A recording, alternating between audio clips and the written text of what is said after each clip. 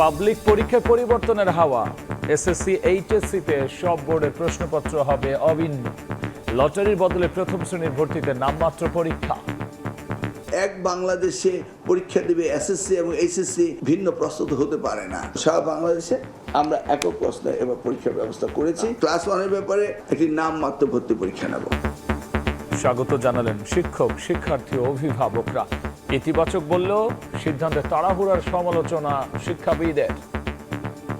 পুরো বোর্ডে হিসাব করার জন্য একটা প্রশ্নই যথেষ্ট, ভিন্ন না দেওয়াটা ভালো। সারা বাংলাদেশে একই প্রশ্ন হয়, তাহলে মেধাটা যাচাই হবে। যে বোর্ডে প্রশ্ন কঠিন হচ্ছে ওই বোর্ডের বাচ্চারা পিছিয়ে যাচ্ছে, ওই দিক দিয়ে অভিন্ন প্রশ্নটা ভালো হয়। তো আমাদের দুর্বল শিক্ষার্থীদের কথাও ভাবতে হবে। একটা প্রশ্নপত্রের পরীক্ষা নেওয়া যায়, সেটা উত্তম এবং সেটা ইতিবাচক। এইবারের জন্য এটা আমি মনে করি যে খুব চটজলদি হয়ে গেল। দেখছিলেন প্রধান শিরোনাম। রাতের সময় সঙ্গে আছি আমি গোলাম রাব্বি। এবার অন্যান্য শীর্ষ সংবাদ। নিরাপত্তা কড়াকড়ি যেন সরকার প্রধানকে মানুষ থেকে দূরে ঠেলে না দেয়। এসএসএফকে প্রধানমন্ত্রী। দেশপ্রেমে উজ্জীবিত হয়ে কাজ করার নির্দেশ। রাজধানী ঘিরে হবে রিং ও রেডিয়াল রোড। কমবে যানজট, বাঁচবে সময়। বাস, মেট্রো, মনোরেলের সমন্বিত উদ্যোগে সড়কে শৃঙ্খলা ফেরাতে চায় সরকার। রিজার্ভ চুরিকাণ্ডের সাবেক গভর্নর আতিউর সহ দেশি বিদেশি 64 ব্যক্তি প্রতিষ্ঠানের সম্পৃক্ততা। চার্জশিটের খসড়া প্রস্তুত সিআইডির। কেন্দ্রীয় ব্যাংকের স্বস্তি। যুদ্ধবন্ধের 14 শর্তে ইরান যুক্তরাষ্ট্র ঐতিহাসিক সমঝোতা চুক্তি সই। খুলছে হরমুজ, উঠছে নিষেধাজ্ঞা। ওয়াশিংটনের বিরুদ্ধে বিজয় ঘোষণা তেহরানের। এবং হাইতি পরীক্ষায় ব্রাজিল একাদশে পরিবর্তনের আভাস। দ্বিতীয় রাউন্ডের জন্য নিজেকে প্রস্তুত করছেন নেইমার। রোনালদোর খেলা নিয়ে হতাশ পর্তুগাল সমর্থকরা।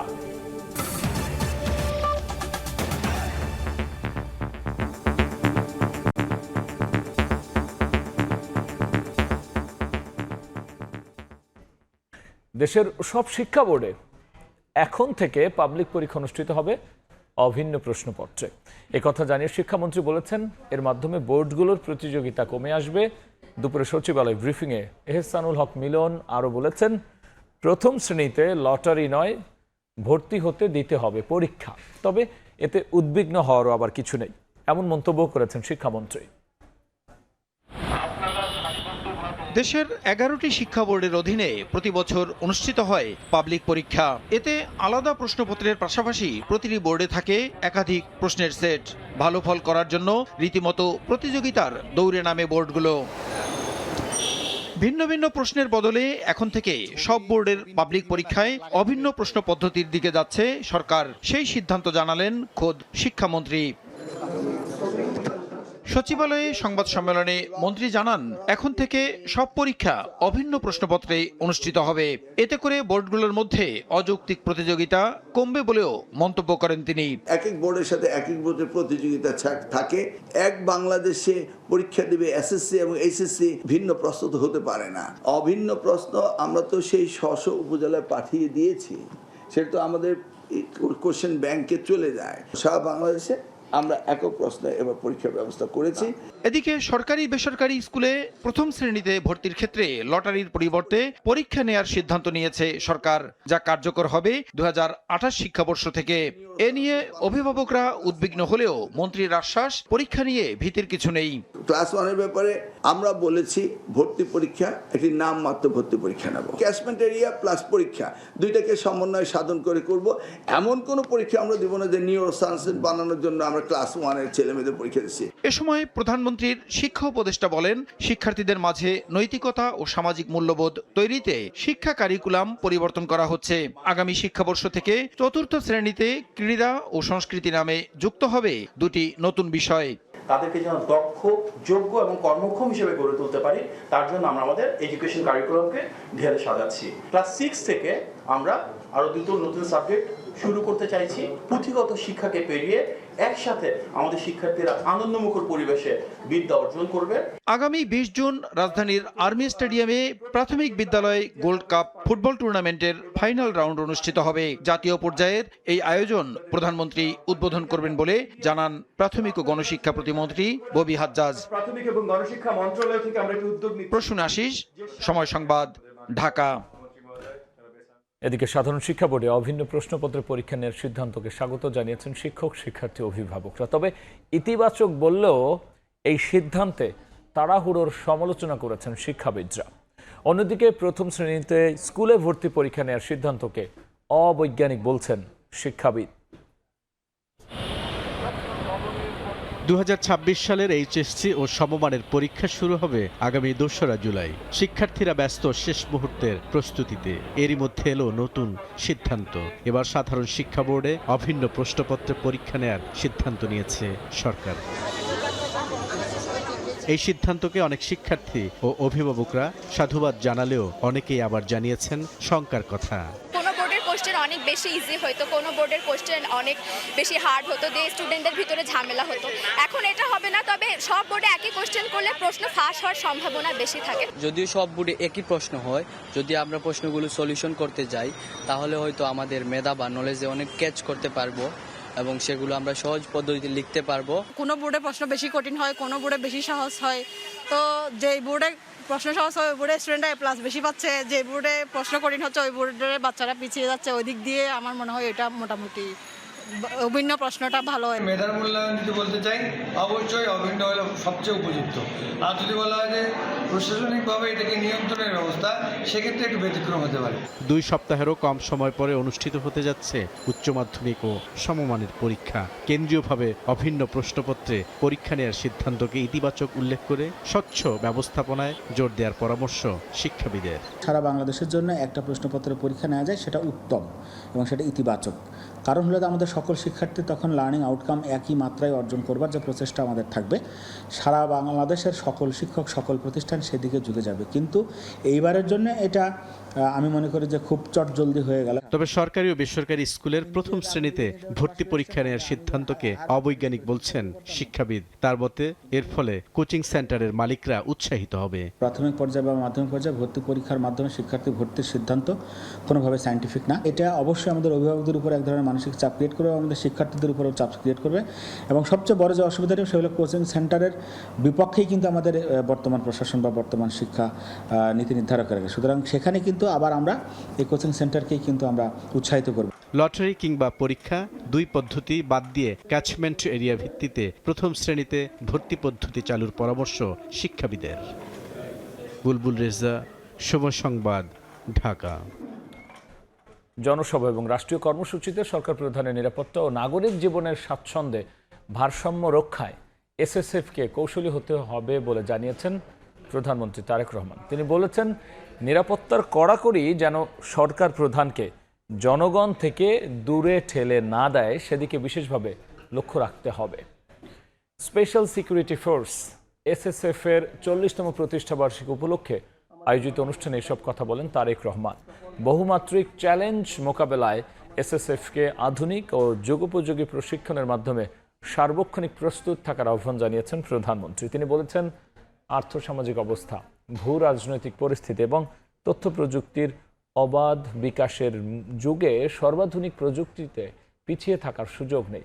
দেশপ্রেমে উজ্জীবিত হয়ে এসএসএফ এর সদস্যদের কাজ করার নির্দেশ দেন সরকার প্রধান।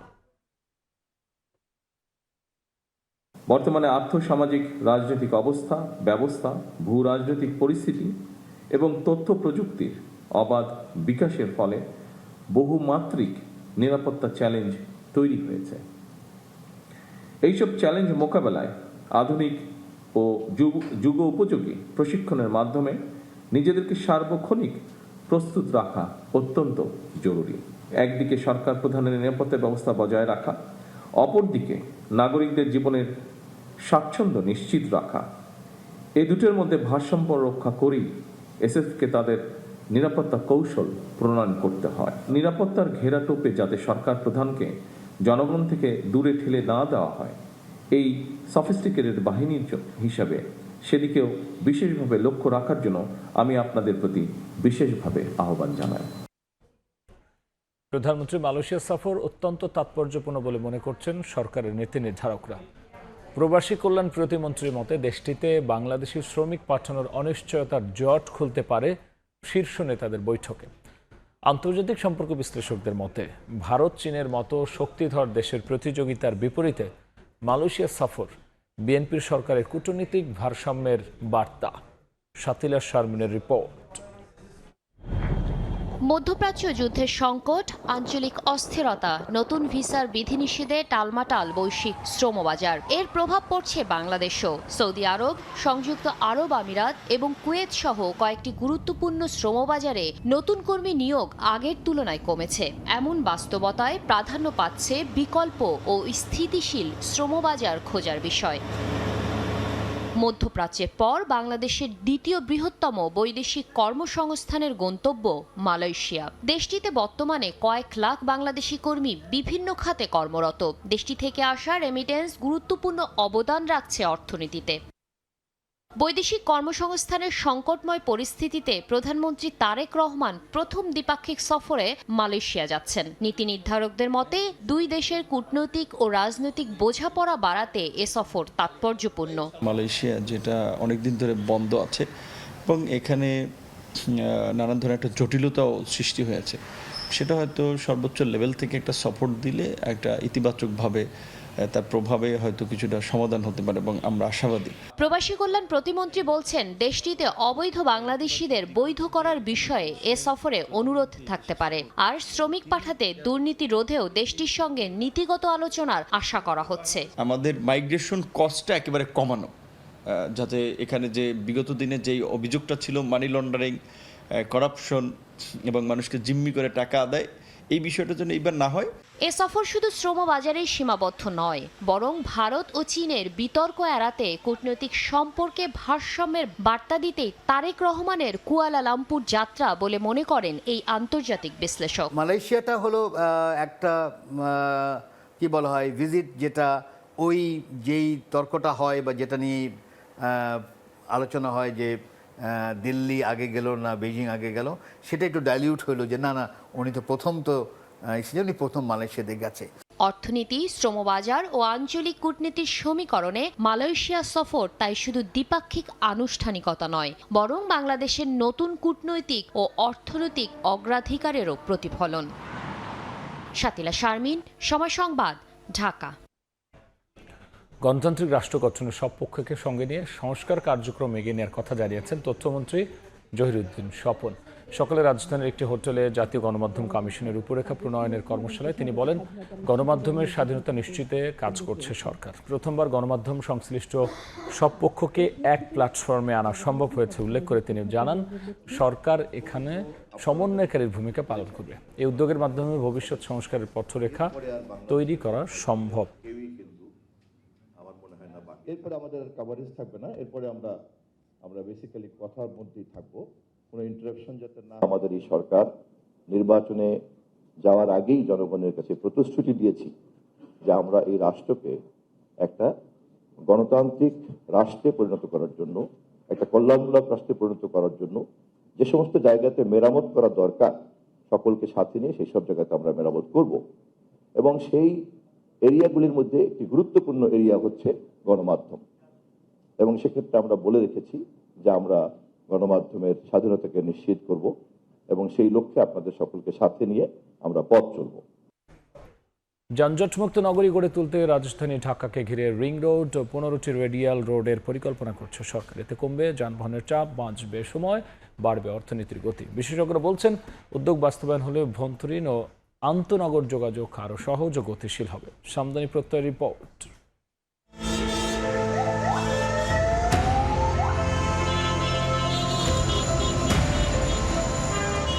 আড়াই কোটি মানুষের শহর রাজধানী ঢাকা, যানজট যার নিত্যসঙ্গী। এখানকার সড়ক যেন গড়ে উঠেছে পরিকল্পনার চেয়ে প্রয়োজনের তাগিদে। বেসরকারি গবেষণা সংস্থা work for a better Bangladesh বলছে, এই নগরীতে প্রতিদিন যানজট কেড়ে নেয় প্রায় ৮২ লাখ কর্মঘণ্টা। নগরীর যানজট নিরসনে এবার রাজধানীকে ঘিরে রিং রোড ও 15টি রেডিয়াল রোড নির্মাণের পরিকল্পনা নিয়েছে সরকার। রিং রোড ও রেডিয়াল রোড নির্মাণের মাধ্যমে ঢাকার যানজট নিরসন। রিং রোড হলো বৃত্তাকার সড়ক বা একাধিক সড়কের সমষ্টি, যার মাধ্যমে এড়ানো সম্ভব নগরীর ভেতরকার যানজট। ঢাকার তীব্র যানজট কমাতে গাবতলী থেকে পোস্তগোলা পর্যন্ত 12 কিলোমিটার দীর্ঘ 8 লেনের একটি ইনার সার্কুলার রিং রোড নির্মাণাধীন। এটি গাবতলী থেকে হাজারীবাগ পর্যন্ত বাস্তবায়িত হচ্ছে। এর মাধ্যমে দেশের উত্তর ও দক্ষিণবঙ্গের যানবাহনগুলোকে আর মূল শহরের ভেতরে ঢুকতে হবে না। শুধু তাই নয়, আউটার রিং রোড ধারণাকে বিস্তৃত করে রাজধানীকে ঘিরে 15টি রেডিয়াল রোডের পরিকল্পনা করছে সরকার, যেগুলোর মধ্যে রয়েছে আফতাবনগর, ডেমরা, আশকোনা, দিয়াবাড়ি, বিরুলিয়া, আশুলিয়া, বছিলা, মাওয়া মহাসড়ক, পূর্বাচল ও মাদানী এভিনিউ সহ বিভিন্ন গুরুত্বপূর্ণ করিডর। সরকারের নতুন এ উদ্যোগে আশার আলো দেখছেন নগরবাসী। আমার মনে হয় এতে অনেকটা যানজট কমবে। যত দ্রুত কাজটা হয় তত আমাদের একটু সুবিধা হয়। এদিকে বিশেষজ্ঞরা বলছেন, শুধু সড়ক নয়, এর সঙ্গে গণপরিবহন, আবাসন ও ভূমি ব্যবস্থাপনার সমন্বিত পরিকল্পনা নিতে হবে। রিং রোড, রেডিয়াল রোড যাই করি কেন, সেটা যেন ভবিষ্যতে ফাংশনাল থাকে এবং নতুন করে যেন চাপ তৈরি না করে সেদিকেও খেয়াল করতে হবে। রাজধানীর জন্য রিং রোড ও রেডিয়াল রোড প্রকল্পকে ভবিষ্যতের গেম চেঞ্জার দেখছে সরকার। তবে পরিকল্পনা থেকে বাস্তবায়ন পর্যন্ত প্রতি ধাপে স্বচ্ছতা ও সমন্বয় নির্ধারণ করবে প্রকল্পটির সাফল্য, এমনটাই মনে করছেন বিশ্লেষকরা।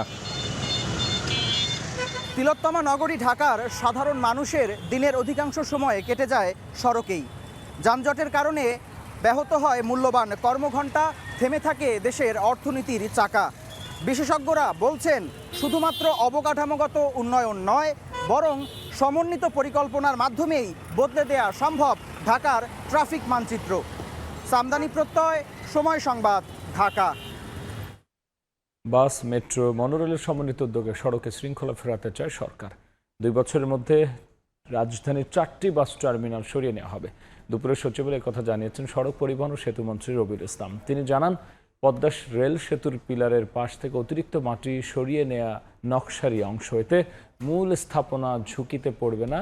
মাটি কোথাও বিক্রি করা হয়নি বলেও জানান মন্ত্রী। পদ্মা রেল সেতুর নিচে পিলারের পাশ থেকে মাটি কাটার দৃশ্য সামাজিক যোগাযোগ মাধ্যমে ছড়িয়ে পড়লে বিষয়টি নিয়ে শুরু হয় আলোচনা সমালোচনা। বৃহস্পতিবার সচিবালয়ে কর্মরত সাংবাদিকদের সংগঠন বিএসআরএফ সদস্যদের সঙ্গে সড়ক পরিবহন ও সেতু মন্ত্রীর মত বিনিময়ে উঠে আসে সেই প্রসঙ্গ। মাটি কেটে বিক্রি করার অভিযোগ নিয়ে প্রশ্নের জবাবে সড়ক মন্ত্রী বলেন, অতিরিক্ত এই মাটি সরানোর বিষয়টি সেতুর অবকাঠামো তৈরিরই একটি অংশ। মাটি সরিয়ে নিলেও এটি রেল সেতুর জন্য ঝুঁকিপূর্ণ নয় বলেও মন্তব্য করেন তিনি। এই মাটি সরানো ব্রিজ বানানোর কনস্ট্রাকশনেরই অংশ, যদিও দেরি হওয়ার ফলে এখন সেটাকে মনে হচ্ছে মূল স্থাপনা জন্য ঝুঁকি হয়ে নিশ্চয়ই কোনো ব্যক্তির সাথে মাটি সরানো হচ্ছে। এটা হলো আসল জায়গা। 2 বছরের মধ্যে রাজধানীর 4টি বাস টার্মিনাল সরিয়ে নেওয়ার পাশাপাশি শিগগিরই রাজধানীর বিভিন্ন স্থানে থাকা বাস কাউন্টার সরিয়ে পরিবহন ব্যবস্থাপনায় শৃঙ্খলা আনার কথা জানান তিনি। তুলে ধরেন, বাস, মেট্রো, মনোরেলের সমন্বিত উদ্যোগে সড়কে শৃঙ্খলা ফেরানোর পরিকল্পনা। বাস স্ট্যান্ডগুলি 2 থেকে 2.5 বছরের মধ্যে, গাবতলীটা হিমায়তপুর, আপনার মহাখালীটা হচ্ছে উত্তরা আব্দুল্লাহ, কাছাকাছি ওখানে 50 বিঘা জায়গা অ্যাকোয়ার করতে চলেছি আমরা ইতিমধ্যে। তার আগ পর্যন্ত ডিপোটা হবে 300 ফিটে। কাজপুরেরটা চলে যাবে, কাজপুরে চলে যাবে সায়দাবাদেরটা, ফুলবাড়ি একটা চলে যাবে কিরানীগঞ্জে, অর্থাৎ এভাবে শিফট হচ্ছে। শিগগিরই মিটার গেজ লোকোমোটিভ ও কোচ আসছে জানিয়ে মন্ত্রী আরও বলেন, ঢাকার পার্শ্ববর্তী জেলার সঙ্গে কমিউটার ট্রেন সহ বিভিন্ন রুটে ট্রেন সার্ভিস বাড়াবে সরকার। বাস মালিক সমিতিরা বলেছে তারা ওই পরিবেশ পেলে, জায়গা পেলে তারা নিজেরাই ওখানে অবকাঠামো করে নেবে বাস স্ট্যান্ড। প্রসূন আশিস, সময় সংবাদ, ঢাকা। দেশের সবচেয়ে বড় আর্থিক কেলেঙ্কারির রিজার্ভ চুরির ঘটনায় 10 বছরের বেশি সময় তদন্তের পর খসড়া অভিযোগপত্র প্রস্তুত করেছে সিআইডি। এতে সাবেক গভর্নর ডক্টর আতিউর রহমান সহ দেশি বিদেশি 64 ব্যক্তি প্রতিষ্ঠান সম্পৃক্ততা পেয়েছে সিআইডি। এর মধ্যে ফিলিপিন্স, ভারত, শ্রীলঙ্কা ও চীনের ব্যক্তি প্রতিষ্ঠানের সংশ্লিষ্টতা মিলেছে। তদন্ত কর্মকর্তা জানান, অ্যাটর্নি জেনারেল কার্যালয়ের পরামর্শ পেলে পরবর্তী আইনি পদক্ষেপ নেবেন তারা। 2016 সালের ফেব্রুয়ারিতে দেশের কেন্দ্রীয় ব্যাংকের ইতিহাসে সবচেয়ে বড় আর্থিক কেলেঙ্কারির ঘটনা ঘটে। হ্যাকিংয়ের মাধ্যমে নিউ ইয়র্কের ফেডারেল রিজার্ভে থাকা বাংলাদেশ ব্যাংকের হিসাব থেকে প্রায় $1 বিলিয়ন সরিয়ে নেওয়ার চেষ্টা হয়। যদিও অধিকাংশ লেনদেন আটকে দেওয়া সম্ভব হয়, তবুও $101 মিলিয়ন সরিয়ে নিতে সক্ষম হয় আন্তর্জাতিক হ্যাকার চক্র।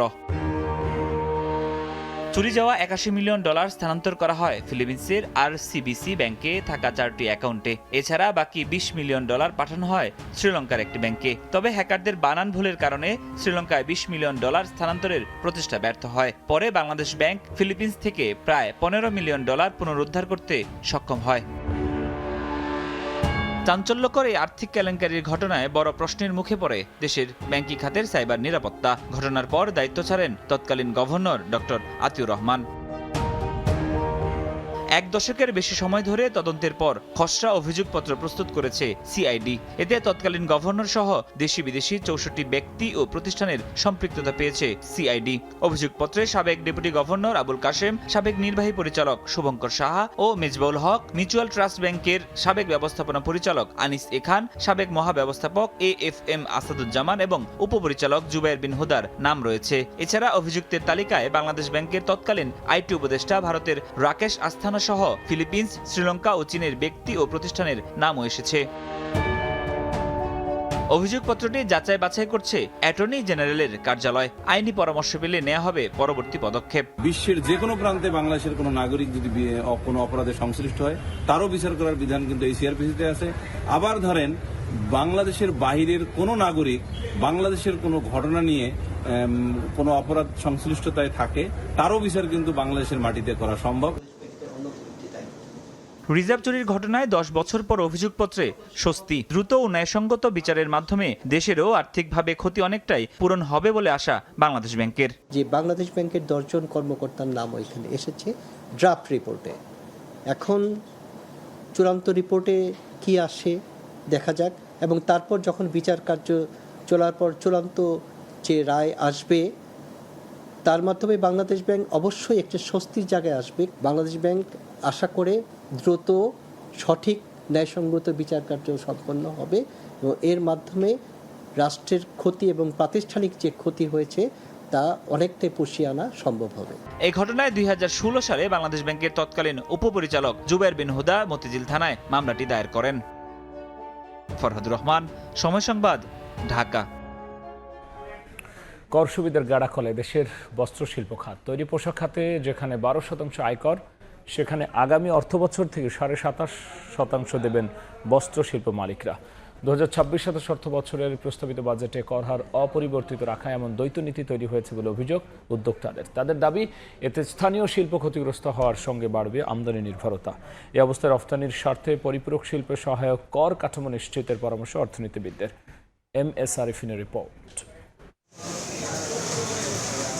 বৈদেশিক মুদ্রার রিজার্ভ শক্তিশালী রাখতে যে পরিমাণ তৈরি পোশাক রপ্তানি করে গার্মেন্টস খাত, ব্যাকওয়ার্ড লিঙ্কেজ হিসেবে তার সিংহভাগ কাঁচামালের যোগান দেন বস্ত্রকল মালিকরা। তথ্য বলছে সুতা ও কাপড় মিলিয়ে নিট পোশাক খাতে 80 থেকে 90 আর ওভেন খাতে 35 থেকে 40% কাঁচামালের যোগান আসে স্থানীয় বস্ত্রকল থেকেই। বাকিটা চীন, কোরিয়া, ভারতের মতো দেশ থেকে আমদানি করেন উদ্যোক্তারা। সাধারণ কোম্পানির কর্পোরেট কর হার 27.5% হলেও রপ্তানি আয়ের ধারা সচল রাখতে 2005-06 অর্থবছর থেকে 15% হারে কর সুবিধা পেয়ে আসছিলেন বস্ত্র ও পোশাক শিল্প মালিকরা। পরে 2018-19 অর্থবছরে কর সুবিধা 15 থেকে কমিয়ে 12% নির্ধারণ করে সরকার। পোশাক খাতের জন্য এই সুবিধা 2028 সাল পর্যন্ত বহাল থাকলেও মেয়াদ শেষ হওয়ায় চলতি জুন থেকে কর সুবিধা হারাচ্ছেন বস্ত্রকল মালিকরা। গত বছর বাজেট করার সময় সরকার সাথে আলোচনা করেছি, বাট তখন সরকার বলেছে আমরা একটা চেঞ্জিং টাইমের সরকার, এই মুহূর্তে আমরা আসলে কিছু করতে পারতেছি না। এই অবস্থায় 2026-27 অর্থ বছরের প্রস্তাবিত বাজেটে 5 বছরের জন্য কর্পোরেট কর হার অপরিবর্তিত রেখেছেন অর্থমন্ত্রী। শিল্প বান্ধব নীতি যেখানে নেওয়া হচ্ছে বাজেটে, সেখানে 27% ট্যাক্স একটা সেক্টরের উপর ধার্য করা আমি মনে করি এটা ঠিক না। একদিকে বৈশ্বিক মন্দা পরিস্থিতিতে নেতিবাচক রপ্তানি, অন্যদিকে ব্যাংক ঋণের উচ্চ সুদহার সহ বিনিয়োগ বিমুখ পরিবেশ। জাতীয় স্বার্থেই বৈষম্যমূলক করনীতি থেকে সরে আসার পরামর্শ অর্থনীতিবিদদের। চূড়ান্ত দ্রব্য উৎপাদন করতে গেলে ব্যাকওয়ার্ড লিঙ্কেজে যে সমস্ত ফ্যাক্টরি ইন্ডাস্ট্রি আছে তাদেরকে আপনাকে ভালো একটা কর সুবিধা দিতে হবে। বিটিএম এর তথ্য, দেশে বর্তমানে সচল বস্ত্রকল আছে 1700-র বেশি। জ্বালানি সংকট, কাঁচামালের ব্যয় বৃদ্ধি সহ বন সুবিধার অপব্যবহারে উৎপাদন কমেছে প্রায় অর্ধেকের, আর বন্ধ হয়েছে 50টিরও বেশি কারখানা। MS আরিফিন, সময় সংবাদ, ঢাকা। 1 বছরের ব্যবধানে সুইজারল্যান্ডের ব্যাংকগুলোতে বাংলাদেশিদের জমা অর্থের পরিমাণ প্রায় 41% বেড়েছে। সুইস ন্যাশনাল ব্যাংকের বার্ষিক প্রতিবেদন বলছে 2025 সাল শেষে এই জমার পরিমাণ দাঁড়িয়েছে 83 কোটি 42 লাখ সুইস ফ্রাঁ, যা বাংলাদেশি মুদ্রায় প্রায় 12,678 কোটি টাকা। 2021 সালের পর এটি সুইস ব্যাংকে বাংলাদেশিদের সর্বোচ্চ পরিমাণ অর্থ জমার রেকর্ড। ওই বছর সুই ব্যাংকে বাংলাদেশিদের জমা অর্থের পরিমাণ ছিল 87 কোটি 11 লাখ সুইস ফ্রাঁ। 2024 সালে জমা অর্থের পরিমাণ ছিল 58 কোটি 95 লাখ সুইস ফ্রাঁ। তবে সুইস ব্যাংকে জমা হওয়া সব অর্থই পাচার করা নয়। এর মধ্যে ব্যক্তি ও প্রতিষ্ঠানের পাশাপাশি বাংলাদেশি বিভিন্ন ব্যাংকের বৈধ আমানত এবং প্রবাসী বাংলাদেশিদের অর্থ রয়েছে।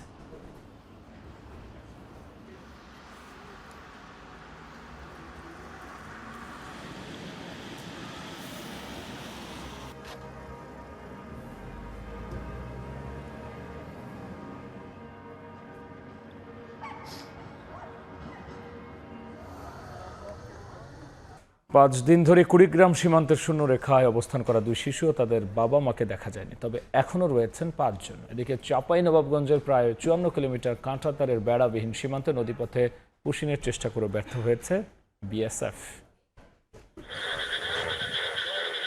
থামছেই না ভারতীয় সীমান্তরক্ষী বাহিনী বিএসএফ এর পুশিন চেষ্টা। কুড়িগ্রামের রৌমারীর শূন্য রেখায় কাটছে মানবেতর জীবন। বৃহস্পতিবার গয়টাপাড়া সীমান্তে শূন্যরেখায় অবস্থান করা 2 শিশু ও তাদের বাবা মাকে দেখা যায়নি, তবে এখনও রয়েছেন 2 যুবক। পাশের বন্ধুরচর সীমান্তে পুশিন চেষ্টার শিকার আরও 3 যুবক, তাদের অবস্থানও এখন শূন্যরেখায়। এদিকে বাংলাদেশে ভারতীয় বাহিনী ঠেলে পাঠানোর চেষ্টা রুখে দিতে কঠোর অবস্থানে বিজিবি। তাদের সঙ্গে যোগ দিয়েছেন স্থানীয়রাও। 2 জন যা আছে এখানে, সে 2 জনের অবস্থা খুবই খারাপ। কষ্ট, দুর্দশা, ঝড় বৃষ্টির মধ্যে বজ্রপাত হইতেছে, তার মধ্যে তারা এইভাবে কষ্ট করে আছে। তাদের যে কোনো একটা হিতহিত করা দরকার। চাঁপাইনবাবগঞ্জের প্রায় 54 কিলোমিটার কাঁটাতারের বেড়াবিহীন সীমান্তে নদী পথে পুশিনের চেষ্টা করেও ব্যর্থ হয়েছে বিএসএফ। বুধবার রাতেও বিভীষণ সীমান্তে কয়েকজন নারী পুরুষকে জড়ো করলে স্থানীয় বাসিন্দা ও বিজিবির বাধায় ফিরিয়ে নেওয়া হয়। জেলায় প্রায় 184 কিলোমিটার সীমান্তে তৎপরতা বাড়ানোর কথা জানিয়েছে বাংলাদেশ সীমান্তরক্ষী বাহিনী।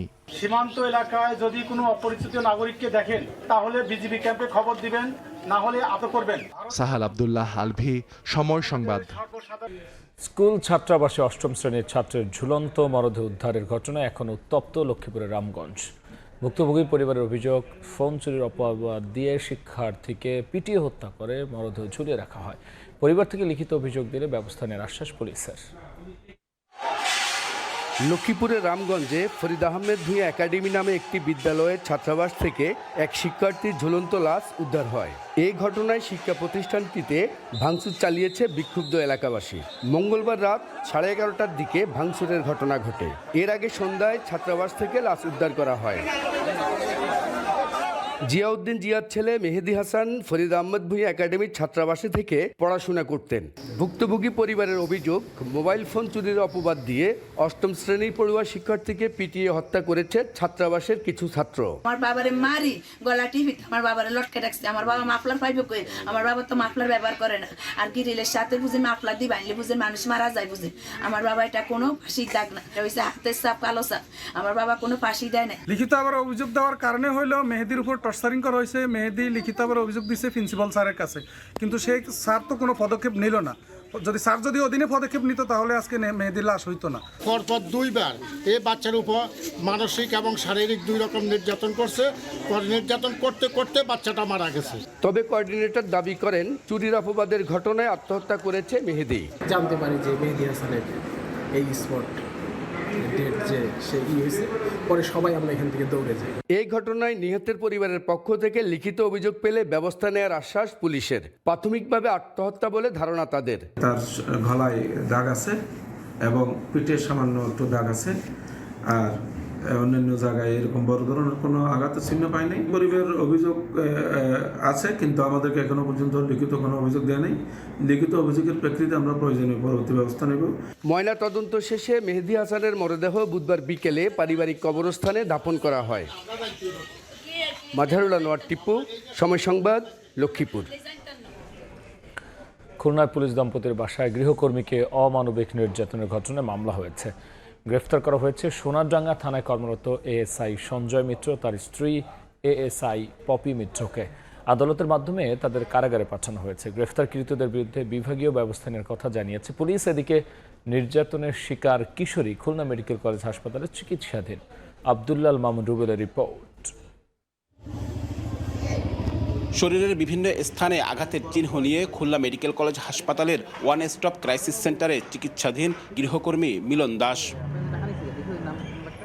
সোনারাঙ্গা আবাসিক এলাকার সোলার পার্ক সংলগ্ন পুলিশ দম্পতি সঞ্জয় মিত্র ও তার স্ত্রী এএসআই পপি মিত্রের ভাড়া বাসায় গৃহকর্মীর কাজ করত মিলন দাস। বুধবার দুপুরে স্থানীয়রা জানালা দিয়ে দেখতে পান গরম কড়াই দিয়ে কিশোরীর মুখ ও শরীরের বিভিন্ন স্থানে ছ্যাঁকা দেয়া হচ্ছে।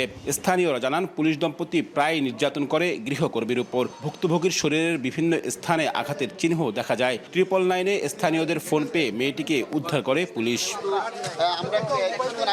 এই ঘটনায় নরসিংদী থেকে খুলনায় এসে পুলিশ দম্পতির বিরুদ্ধে মামলা দায়ের করেন ভুক্তভোগীর মা মিনতি রানী। 5 বছরেরও বেশি সময় ধরে কাজ করা মেয়েকে ফিরিয়ে নিয়ে যেতে চান বাড়িতে।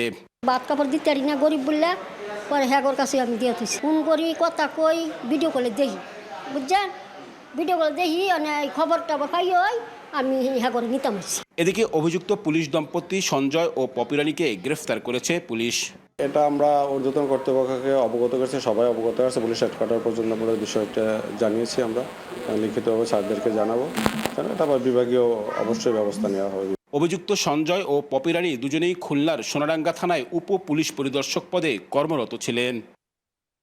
আব্দুল্লাহ আল মামুন রুবেল, সময় সংবাদ, খুলনা।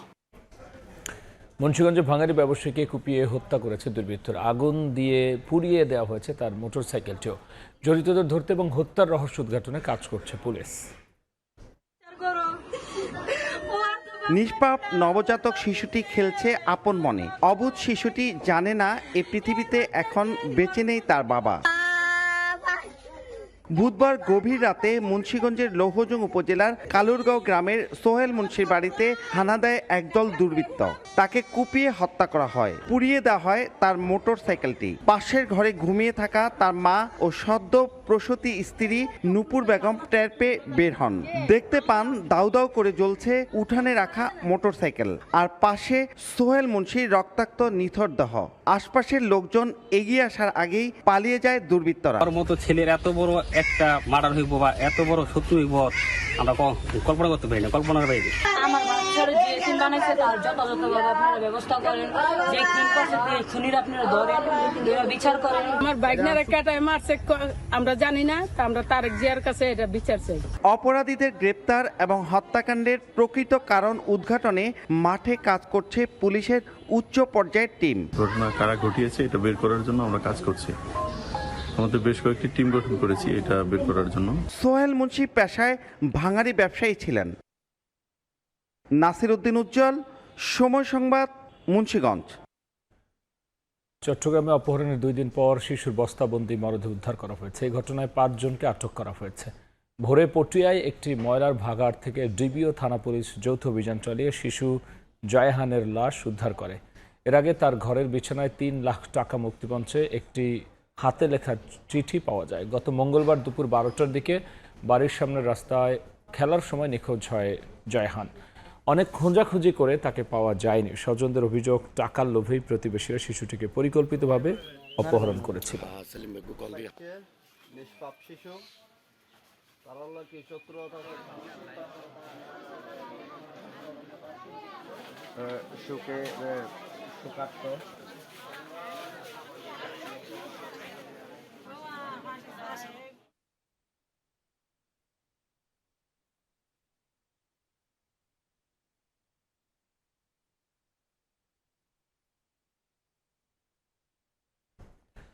এক ঘন্টার ভারী বৃষ্টিতে জলাবদ্ধতায় খুলনা নগরী তলিয়ে গুরুত্বপূর্ণ সড়ক। ভোগান্তিতে পড়েছেন নগরবাসী। দুপুর থেকে শুরু হওয়া প্রবল বর্ষণে নগরীর গুরুত্বপূর্ণ বিভিন্ন সড়ক ও নিচু এলাকা পানিতে তলিয়ে যায়। নগরীর রয়্যাল মোড়, পিটিআই মোড়, রূপসাঘাট এলাকা, দৌলতপুর, বয়রা, মুজগুন্নি সহ বিভিন্ন এলাকায় হাঁটু সমান পানি জমে। অনেক যানবাহন পানিতে আটকা পড়ে বিকল হয়ে যায়।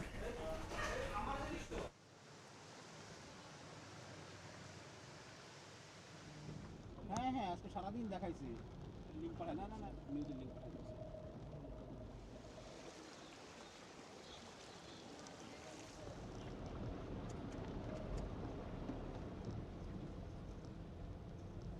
এ পর্যায়ে শীর্ষ সংবাদ জানিয়ে দিচ্ছে আরও একবার।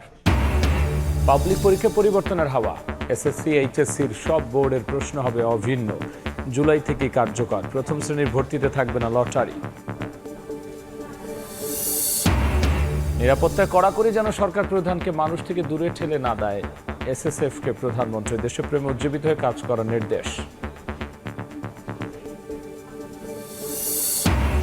এবং হাইতি পরীক্ষা ব্রাজিল একাদশে পরিবর্তনের আভাস। দ্বিতীয় রাউন্ডের জন্য নিজেকে প্রস্তুত করছেন নেইমার। রোনালদোর খেলা নিয়ে হতাশ পর্তুগাল সমর্থকরা।